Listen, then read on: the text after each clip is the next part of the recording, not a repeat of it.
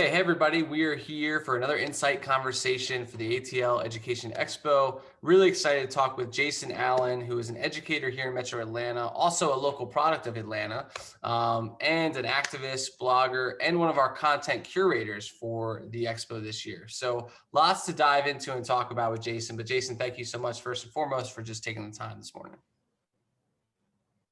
Hey, good morning. How are you, Ian? I'm doing well, hanging in there. These conversations are actually one of the highlights of my spring so far as we kind of transition towards the end of COVID. Hearing from so many different people who have a lot of different opinions about where education is and where it should be has been awesome. But like all those other conversations, we love to start these out with just hearing a little bit about your backstory. So how did you get into education in the first place? And what's your path been like in and around Atlanta in the education system? Awesome. So this is my 17th year in education. I started in Atlanta actually as an after-school program director because it's very hard to get into the Atlanta public school system. And I think it may still be that way. When I started out 17 years ago, it was. And so I did the after-school program at Harper Archer Middle School. And ironically, they used to have principal meetings at different schools.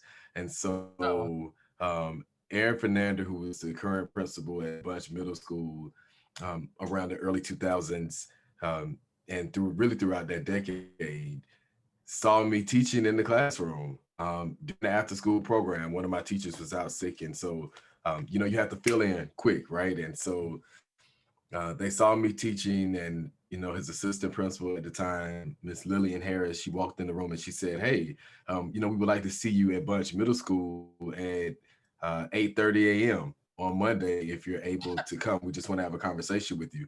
And so I said, "Hey, okay, sure, no problem." So I came. wait, I hold didn't on. have a She didn't even say what it was for. She just said, "Hey, come have a conversation with no, like so I'm thinking like, oh, okay, me." So Ian, literally, I show up regular. Like, Yeah, yeah. I had on a polo shirt, khakis, didn't have on a suit. I wasn't interview ready. I did have my portfolio. Yeah. And, they said, "Hey, well, we want to show you around." They showed me around. And, I got to meet a couple of people, and they said, "Hey, well, can you work with a group of students right quick? Just because we have another meeting we had, got called into, and we need to see if, you can hold them for us." And so I said, "Okay," so I went into the class and, ended up doing an impromptu lesson just to keep them occupied. So anyway, that was all a part of him interviewing me. I had no clue. They And didn't. that's That's so how, crazy. That I feel like that would never happen today. no, I listen, old school. I mean, he knew what his students needed. He had a teacher, unfortunately, that had passed away, and she was a gifted teacher. Gotcha. And I was in the after school program teaching, students who were exceptional learners, and they saw me making progress with them and had me come in on that Monday about 10 o'clock after, we did the walkthrough and I did you know, the impromptu lesson. He was like, "Yeah, we knew we wanted to hire you when we saw you at the school teaching." And this was just a part of the process. And so I came back in Uh, for a formal interview, like with their team, and did an observation of the school. And that's where I officially started out in the classroom in Atlanta Public Schools, was at Bunch Middle School. And that's super so cool. I went from doing support staff work to being a teacher, to working in family engagement as a parent liaison, and then becoming a district administrator, as a family engagement specialist, and then went on to be a school administrator. So I've been in a myriad of different capacities in education, and it's very needed, I would say, to really fully understand how a system works and how every role plays an intricate part in the next lane or next department's success. Yeah, no, that's incredible. And honestly, you and I have obviously talked a few times now, and I didn't even know that about your story. It's kind of cool to hear that like a teacher actually get kind of like a recruiting trip, we get wined and dined in other industries. I talked to friends who are like consultants, they get taken out for like fancy dinners and all this stuff. It's like teachers, we usually just like show up at a career fair or like, do one interview and they're like, "Hey, can you start tomorrow?" Whereas it sounds like they really gave you the whole, let's schmooze this guy, let's get him in the door. Yeah, well, let me tell you, Mr. Fernando, Dr. Jesse, you know, Dr. Hall, who was the principal at Cascade, that was Dr. Jesse. Excuse me, Dr. Hall came after him. But Mhm. there were so many principals during that time that they were focused on teaching and learning and making sure that they had teachers who could reach students, but also teachers who could reach families. And when I came to Bunch, it was like working on an all-star team. Right. All of the teachers were phenomenal, from Miss Mayfield to Miss O'Kelly, who taught social studies, to my team members who taught math, Miss Blackshear, Mr. Delaney, some who are still in Atlanta Public Schools. And, you know, it was a different time for APS. It was Yeah. really focused on community building, community learning, and making sure that we were reaching every child. And I'm not saying that that has completely changed. I think that the manner and how it was being done has definitely changed, and it's yielded different results. Yeah. Yeah. I think you're absolutely right. I mean, so that was pre-cheating scandal and everything, right? And also pre like a lot of accountability measures that have been put. Pre-cheating scandal, and then, you know, leading into the cheating scandal. So I remember when they came to our school and they actually questioned us, and they were like, you have these three, we weren't even veteran teachers. Like, we weren't even in our fifth year of teaching yet. Yeah. Myself and a couple of other teachers who had come in, um, a couple of years before that Mr. Fernandez had recruited, and our test scores were rocket high. I don't know if it was because of our youth, if it was because of the programs that we had just finished, and, we were exposed to, different ways of connecting with students and parents. I don't know if it was because we were alumni of APS, and so we were now teaching our classmates, kids, and Right. Right. people in the community that knew us. It could have been a collaboration of all of those things, Yeah. but we were very successful, mostly because our exceptional learners were thriving, and Mm. parents who had children who had never passed a standardized test, they were passing, and so of course it was automatically assumed that, oh, they must be cheating, because what was told to us, of course, without naming any names, it was told to us that these children would never be successful. Right. Right. These children would never learn. And so hearing that from people over my principal, who were in Atlanta public schools, who were walking with school board members, and would say to a teacher that you must have cheated because these children will never excel. And I was like, Mm. wow, like, it was like the veil was completely lifted, as if, so this is what you all must have been thinking the entire time, even Right. before the cheating scandal. So just a little context to that. Yeah, no, I and that's such a great point because I think those types of beliefs, those inherent like beliefs that certain students from certain backgrounds or certain learning differences or whatever it is just inevitably will not have success. That's still very much a pervasive belief on some sides of at least the political side of the aisle when it comes to education. I remember I was teaching at a school that had gone from 40% graduation rate and it grown to like 60%, and it was improving. And then I was part of the group that helped give a tour to some state legislators who came through. And we were each assigned to one, and we would go to a couple classrooms and just kind of observe and all that. And we went into a science classroom that had a young Black female teacher. The kids were paying attention. It was, she was giving a lecture. It wasn't like a revolutionary classroom, but everybody was paying attention. They were engaged. She had control of the room. And this older gentleman who was one of the state legislators, honestly, I don't even remember his name. He leaned over to me. He's like, "Oh yeah, I mean, must offer these kids a pizza party or something. No way they're like this all the time." And I'm like, especially as a former, I used to teach at that school. I was just like, there's so much baked into that. There's so much bias and prejudice, and Right. obviously racism too, built into that kind of perspective. That I think you're absolutely right. And the unfortunate reality was that there was cheating happening, and so it, it reinforced a lot of those prejudices for people, being like, "See, I told you." None of them are doing it right, and that's just obviously BS. And you had to, as a teacher, live through that. I didn't even think about that, but what was that like as an experience of being in the school system while that scandal even unfolds? It was very troubling. A lot of people felt silenced. Advocates, word advocate, it became a bad word because if parents or teachers wanted to speak out about things that were happening, you were automatically silenced. And I Mm. think that was, a part of, you know, a part of the plan. It was to really make sure that teachers are not in a position to speak out against the inequities that are happening within our public school system. One of the things that my leaders would always say and challenge was we've been cheating these kids for years. And Right. when we say cheating, it's not so much of, oh, we're erasing things on a test.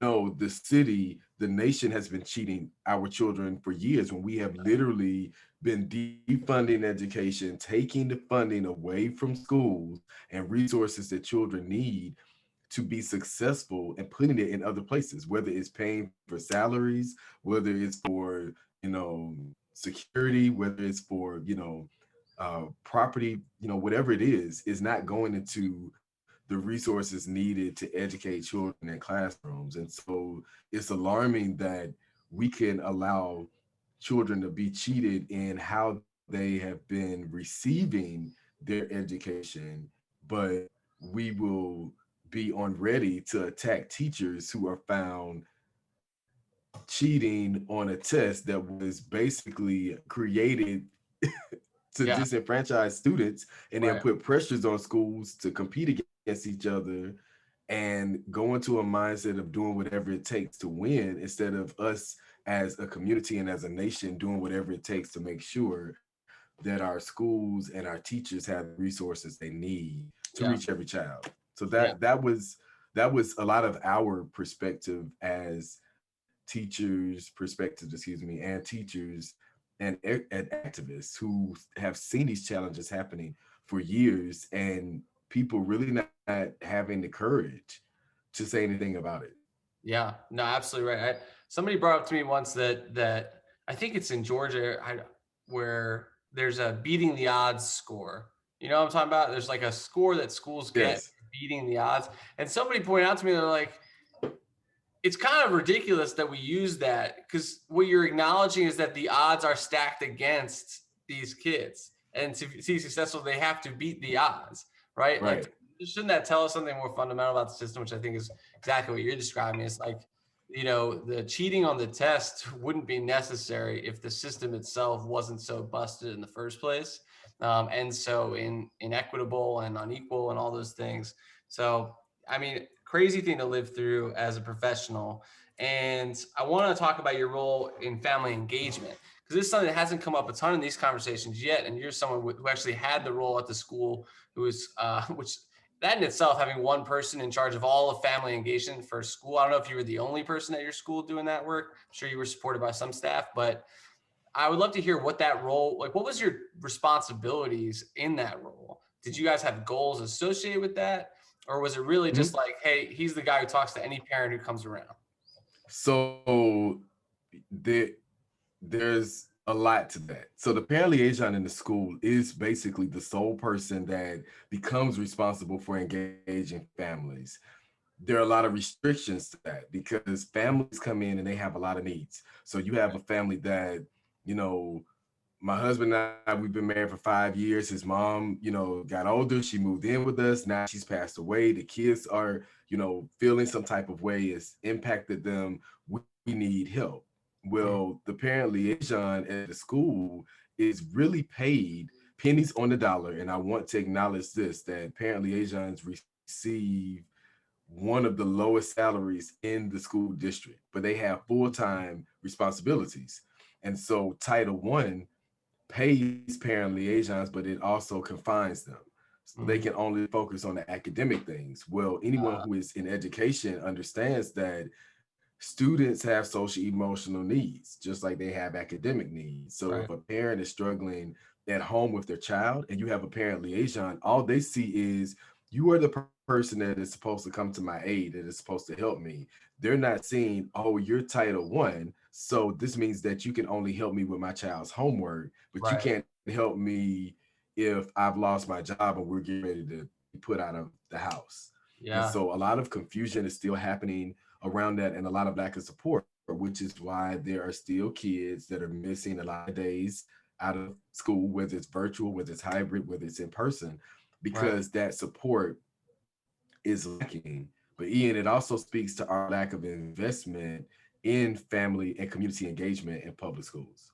And Yeah. so, being a parent liaison at the school level, it helped me when I was a district administrator for family engagement, and I served the Mays cluster schools, and I also served the charter schools. Mm. And it was a different dynamic. The Mays cluster is a little more well developed, middle class, black and brown, diverse community. They're more stable, Sure. and they were invested in engaging families because they saw the need of, if we could reach the students that have challenges at home, then we can see more success for our schools. The Right. charter schools were the same way. So I saw a lot of growth with academics. There was a lot of buy-in from the leadership because they were actually seeing results. In Mhm. other schools that had, more poverty, they had, more economic issues, they had more students that were dealing with trauma. They weren't seeing as much success because they did not have the capacity and support. And so Right. that was my experience with family engagement in the district. That's why you still see a lot of parents talking about equity.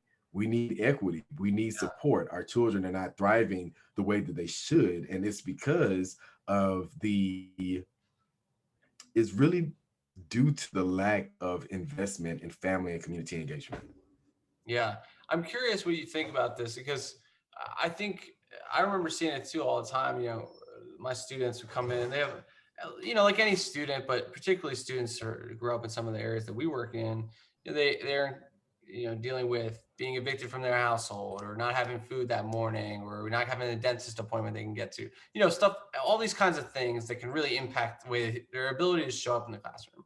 And I think you brought up a good point. You have a lot of parents actually view the school as a community resource. And so they come to the school with some of those issues in hopes of finding some support. And some people would argue like schools aren't really meant for that. What does a school have to do with a parent getting, having to move complexes? But obviously it has such an integral part. To play in the development of the child. So I'm just really curious to, from your perspective, having been in that role, do you feel like schools should be given a lot more resources, take a more active role in those supports? Or is this something that like, listen, this is just a symptom of a lot of larger problems outside of the school building that exist in the communities around, policies and different things that kind of keep inequities. You know what I'm saying? Like, because schools, I feel like we're getting to the place where like teachers and schools are starting to become responsible for poverty too. And I'm just curious what you think about that. Like, because they're already under resourced as it is. You as a parent liaison had your hand tied behind your back because you have only academic supports. And so, should we just be investing heavily in like each school can have a whole family support center? Is that really where we should go with this? Probably.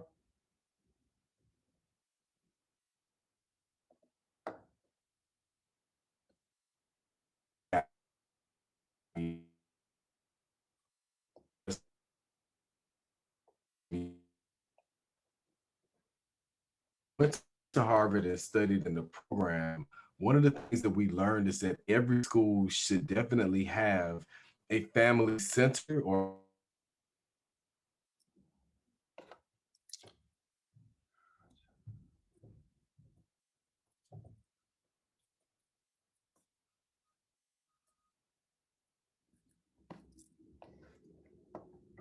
Okay.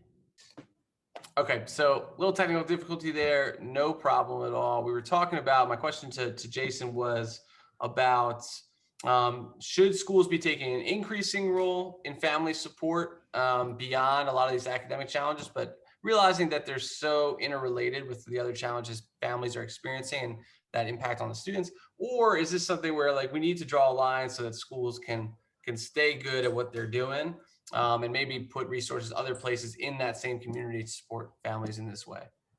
What do you think, Jason? so I am a strong advocate for family and community engagement. I studied with Dr. Karen Mapp at Harvard. I was actually a family engagement specialist still in Atlanta Public Schools at the time. And I was able to bring back that research to help the, under the leadership of Dr. Dickey and his team, we were able to work with the Title I department and also the academic department to build out what APS currently has, which is the family engagement department. Mm, Now, can the department be doing more? Of course, because it's not working the original plan that was researched and designed to reach all families. mm, When I say that, the plan, really advocated one for parent liaisons to be full time and for them to be paid as, you know, full time educators, much like paraprofessionals. And, there was pushback with that because some parents don't have the level of education that may be needed, but we're a school system. So why are we not being able to provide that? Because if Walmart had someone that they really wanted to be in account management and they had the skill set, but they may have needed some additional training, they're going to make sure, right? That's what they'll do in the corporate world. They're going to make sure that their workforce has that support.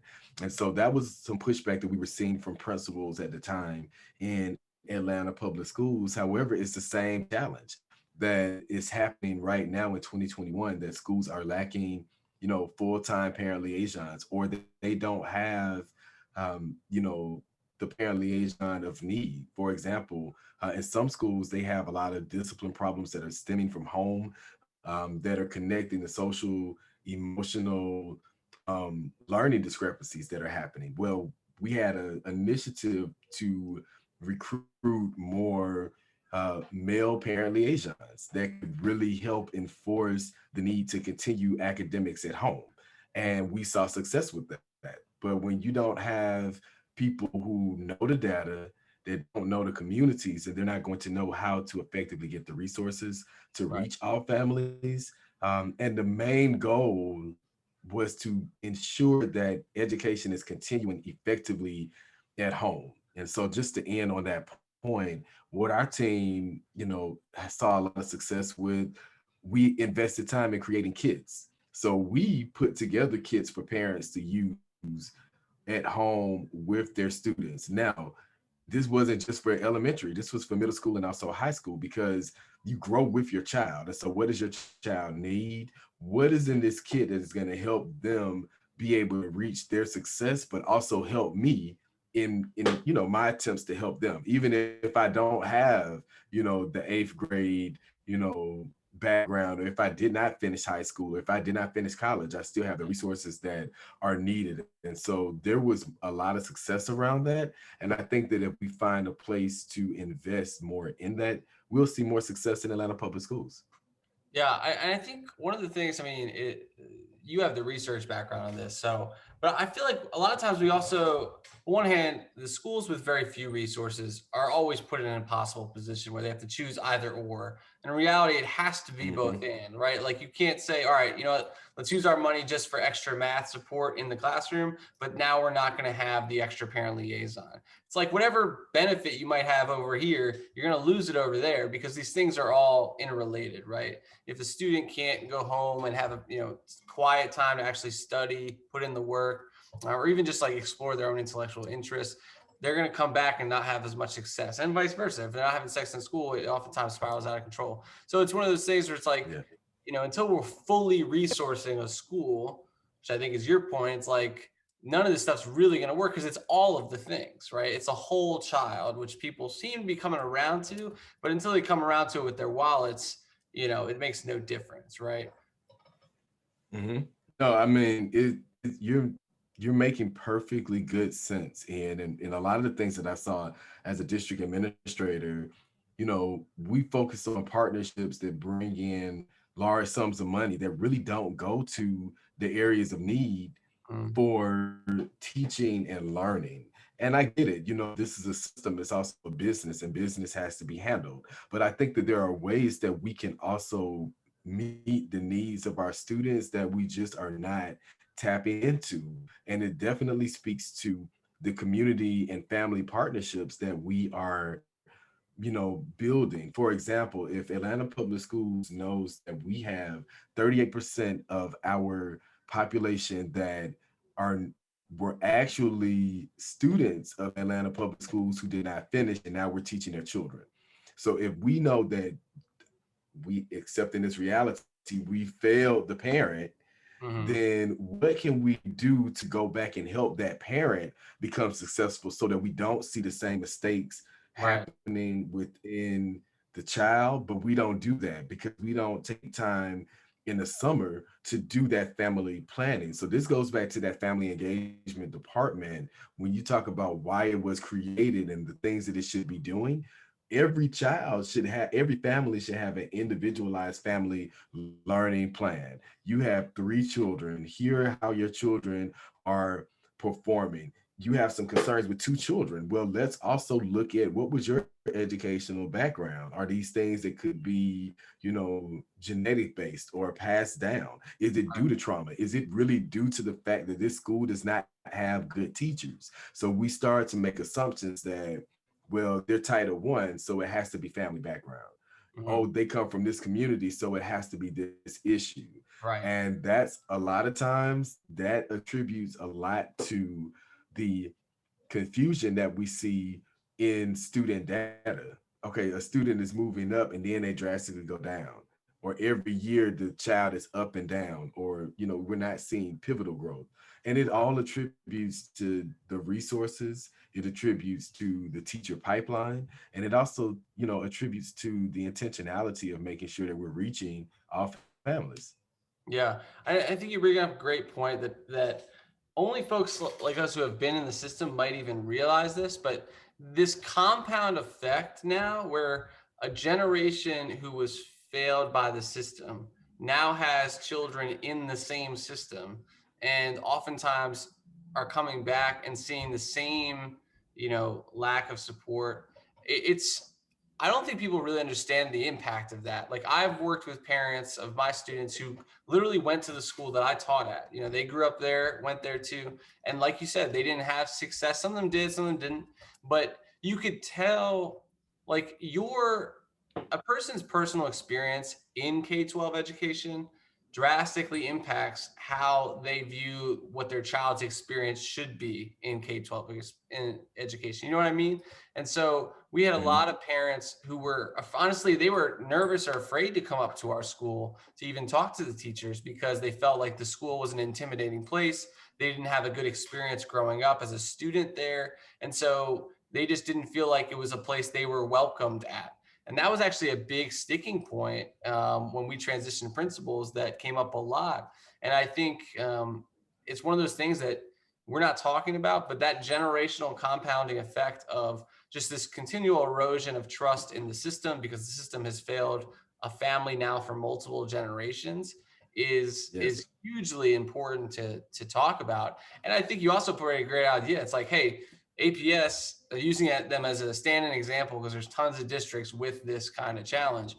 Hey, there's a lot of folks who didn't complete their diplomas in your system who still live here and kids now go to your schools. Like, what would it look like to potentially give you a pathway back to finishing out your diploma? Like, what a revolutionary idea that would be, right? Like trying to make it easier for Yeah. people to get education. I love that idea. I feel like that's something that you should get behind, and I'd be fully for. Yeah, well, we are that's a lot of the work that Atlanta is doing is raising, awareness around, the possibilities and, solutions that could be offered. They need to be feasible, they need to be realistic. It's not something that's going to make us have a perfect system or a Right, perfect society because again, people have free will and they're going to choose to do what right, they want to do. However, I think that we could definitely be reaching more people who would take advantage of things if they were, better marketed, they were better yeah, resourced, they oh were yeah, better absolutely, supported. We would definitely, start to see change. And Ian, I'll also offer this. One of the things that Atlanta focused on for the expo was about how do we really do this work as educators, as leaders, as business owners. as nonprofit leaders and workers, how do we come together to do this? Well, a point that you made earlier is around, you know, the communities that have been struggling and have, having to choose either or. If I take this, then I have to lose this. Well, a lot of that attributes to the current funding formula, which is based on zip codes. And Right. so, how do these things begin to change that, communities, not just in inner cities, but also in suburban and rural areas are changing. Right. So, are we dispelling of this, formula that has been used to, fund school systems, and are we rethinking that? And I think that when these conversations start to happen more in policy meetings, in organization meetings, then we can really get to, okay, if we get to a funding formula that allows this now over the next, couple of decades, when we get to, for an example, of 2050, we'll actually be able to make decisions on, I think this works for equity, and I think that this will persist the problem that we've been seeing. And so that's one of my hopes, and that's something that I hope to see is more of us doing a collective work of changing the funding formula for our public schools, and how do we use that to reimagine education. Yeah, and we have to be able to do both, right? We have to be able to think ahead and make structural changes to eliminate historic inequities and other things that just haven't been going well. It's not always about inequity. Sometimes we're just doing stuff that just doesn't work for anybody, and so we have to be able to think ahead. But we also have to be able to say, all right, we have a group doing that, and now let's also maybe offer a program to get some of these parents their diplomas or GEDs after a while. Like I feel like a lot of times and it's something I've learned now, because Terra is my second venture, and I tend to create stuff and start stuff a lot. And what I'm learning from that process is that most of the time you just have to go out there and give, like most people can't envision what it would look like and to solve a problem. And so you got to be able to go out there and give them that vision and say, hey, here's what it looked like. I'll go and do this right now. Let's stop talking about it and just start doing it, which I think is awesome about also why I love the stuff you guys do with EdLANTA, which for those who haven't checked it out yet is an amazing online blog. It just collects a lot of different educator opinions about a lot of issues facing Black and brown children and families, and also just issues related to education here in Atlanta and Georgia. And so given that experience, actually, there's so many things I want to ask you about. I want to ask you about partnerships before we get to the final question around 2050, because you mentioned partnerships and how a lot of times, and as a former nonprofit leader, I can attest to this firsthand. Partnerships, especially sponsorships, when they come from big companies, they come with a lot of strings attached. And so they sound great in Oh yeah. principle, like, oh, Comcast going to come and sponsor our school. It's like, that sounds great, right? But what does that actually mean? Reading the fine print is so important. And a lot of times it's like, okay, well, they're going to sponsor like internet access for like a month or like a year even, but then they'll take it away and put it back on everybody else's. Or they'll like, they focus on the problems they want to focus on instead of the problems the school knows it has. You know what I mean? And Right. did you see that working at either school level or district level where, because obviously any partner has their own agenda, trying to gain something from this partnership. You'd wish it would be altruistic and just purely for the good of the community. So a lot of that is there too. But I'm curious, what did you see partnerships, like what role did they play in your work, or from what you saw? And then how can we think about those going forward? Ian, I think that you explained it great. And so I'll just give a little bit more context to that. Big corporations, nonprofits, or foundations that have the resources and the wealth to give to the public school districts, they do have their own agendas. And so it comes with, the red tape that now schools have to figure out, okay, how does this mesh with what we need to do? So for example, workforce development, a lot of times there are a lot of dollars that are given to public school systems, but it's not given to the CTAE program directly for them to decide, okay, hey, we're going to use 70% of this on enhancing our program so that we reach 40% more of our parents who are struggling with transportation transportation and getting here, but who are also struggling with the continued resources that are needed at home for them to study or research or to help their children.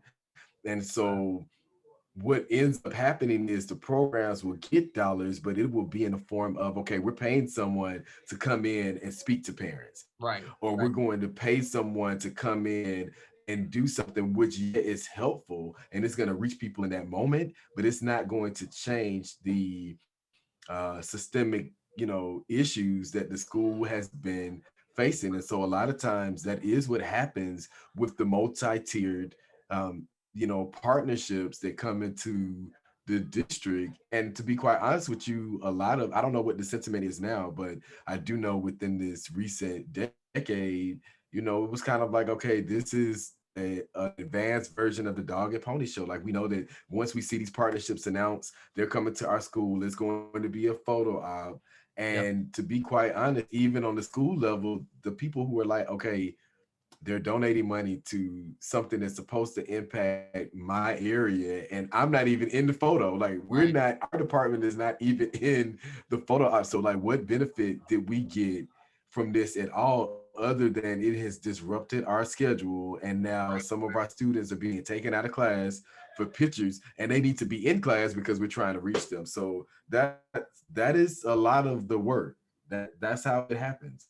Yeah. No, absolutely. I mean, and again, I've been on all sides of this where at first you think it's a great thing, and then you're like, oh yeah, we can do a photo op, and oh yeah, we'll bring a group of kids by, and then it's all of a sudden you start realizing that you are being used as a prop, right? And that's the darkest side of this, is that, like, some companies make whole marketing campaigns out of using schools that are suffering from tremendous systemic inequity. They use it as like, oh yeah, you know what? We're gonna give you guys $20,000, but the fine print is 15,000 is gonna go to cover the t-shirts we're gonna buy every kid, and the 50 employees we're gonna bring out for a day of mentoring and lunch, and then you guys will give you $5,000 to go towards your like school prom or something. And it's like none of those things are really helping us build a lasting change here, right? And so one of the things I noticed when I was at my school is we had, and this is tangentially related, but I walked into a closet in the media center, and there were 100 document cameras just unopened in our media center, and those document cameras were like nice. They're probably like $400 or $500 a pop, and they're sitting there, never been opened. I requested one, and the media center guy was like, "This is the first time anybody's requested one." And I was like, "When did you get these?" He's like, "3 years Wow. ago." And I'm like, "What?" And he's like, "Yeah, these things probably cost like 40, 50 grand." So and I was like, that could pay for a year of another liaison in the office for family engagement. You know what I mean? Yeah, Like, just one. it's Yeah. just wild. And I think your point's really well taken, is like how we're allocating resources, how we're budgeting. And people are talking about this more and more, but maybe moving a little slower than I think they should, um, around how we can make that more equitable. Because at the end of the day, we can't be a society that says education is the silver bullet, everybody has a chance because we have K-12 education, but then have it, the quality of your education depend on where you live, right? Like that doesn't make any sense. I don't, if every kid's supposed to be able to pull themselves up by their bootstraps, then why does it dependent on how much their community can pay in tax dollars, right? Like I think that's really the American dream argument colliding with the actual arguments around equity. They just don't jive, and they really need to. And so I think it's a good segue into our final question, which you already started getting into, because like me, you're very much a forward thinker. Um, so thinking about education by the year 2050, so about 30 years out, what do you think it should look like? Broad strokes or specifics, whatever comes to mind. I'd love to hear, what do you think it should look like by 2050? Oh, well, yeah, I have very specific thoughts, but I think that it should definitely look like flexibility and learning. I think that the traditional models of education are not effective. Children need engagement. The pandemic has shown us that there are children who thrive in virtual settings where they can work on their own at their own pace, and they should have that option. There are other children that thrive in settings where they're able to connect with people and learn in different ways, where it's not just an outright lesson of someone talking to them. I think that we have definitely grown past the period of teachers standing before children and just talking to them or teaching them the things that have been, decided for them to learn. I think that we need to see more pre-K through sixth grade models. And I think that we need to see, models where children who are, of a certain age and, in a certain area where they have mastered the foundations are now moving into centers where they are learning specific skills that are going to help them move into the field that they want to go into, whether it's Right. fashion and you're writing in a publication or you're designing or you are critiquing or you are, on a model on the runway, like all of those options, they should be exploring what these things are. They should be designing clothes. They should be putting together fashion shows to serve as fundraisers for their school initiatives where they want to send children to study abroad.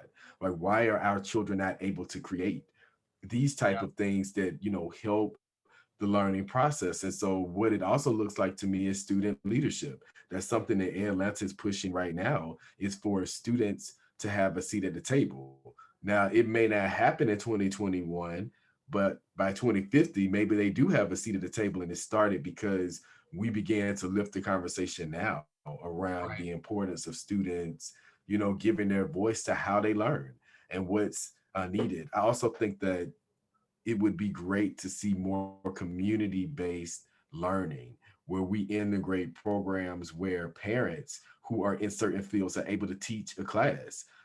For example, I would consider myself to be a master teacher, especially in special education. I shouldn't have to be limited to one school. Teachers should be able to choose, okay, hey, I want to be, for example, in the Douglas cluster, and I want to serve these three school programs because they have a need for students that I can serve well based on my expertise. But we're still limited in the way that we think Right. about, PK through 12 schools. One of my advisors said that the reality is middle schools and high schools are the new, colleges. Like, I mean, we're beyond the stage of, okay, we have to have kids go through all of these stages when we've seen younger children be able to get into college programs and succeed. So why Right. are we not, preparing them for higher level thinking, beyond just the traditional models that we have? And I think that speaks to why a lot of the kids just are uninterested. I hear this from my students. They're uninterested in what's being presented because they cannot identify a person in their community or in their family or even in, you know, the greater workforce that is using a lot of the stuff that's being taught in these middle and high schools right now. And so we have to ask ourselves, are we willing to change a system that is really becoming even more ineffective, especially for children as they get older? Yeah, that's such a great point. Well, I think it's going to take ideas like that and leaders like yourself to get us there. Again, this is Jason Allen. He's an educator, local Atlanta guy, also a blogger and activist with a group called EdLANTA. Definitely check them out as well. Jason, as always, it's been awesome. Thank you so much for taking the time with us. No problem. Thank you.